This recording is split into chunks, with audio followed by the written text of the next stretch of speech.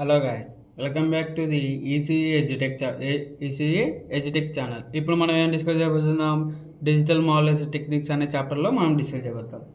ఈ digital modulation techniques మనం ఎందుకు యూజ్ చేయాలా? ఇవి మనకేం చేస్తాయి?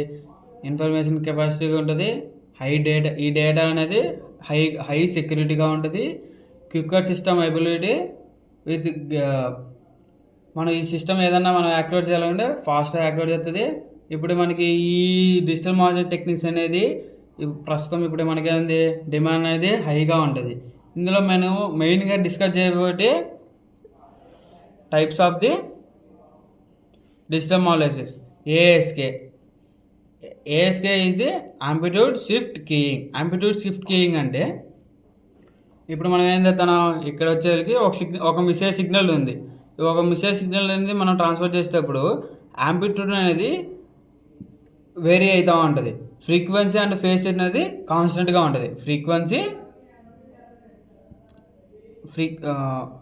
ఫేజ్ అండ్ ఫ్రీక్వెన్సీ అనేది కాన్స్టెంట్గా ఉంటుంది.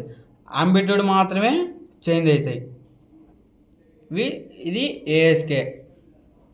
ఇప్పుడు మనము ఎఫ్ఎస్కే, ఇంకొకటి ఏంది ఎఫ్ఎస్కే.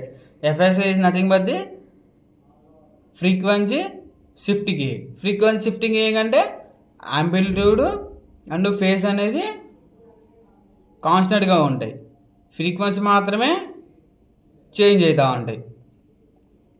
ఇందులో మనకేమైంది, ఏఎస్కేలో ఇంకొక టైప్ ఇంకా చాలా టైప్స్ ఉన్నాయి. ఒకటి వచ్చేసరికి ఏంటి, బైనరీ ఎఫ్ఎస్కే అన్న ఒకటే, ఎఫ్ఎస్కే అన్న ఒకటే.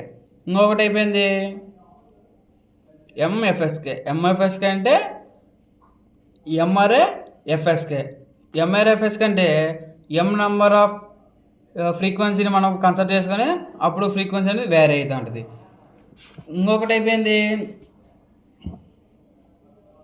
ఇంకొకటి వచ్చేసరికి PSK is nothing but the phase shift keying. ఇక్కడ ఫ్రీక్వెన్సీ అండ్ ఆంప్లిట్యూడ్ అనేది కాన్స్టెంట్గా ఉంటాయి, ఫ్రీక్వెన్సీ మాత్రమే చేంజ్ అవుతూ ఉంటాయి.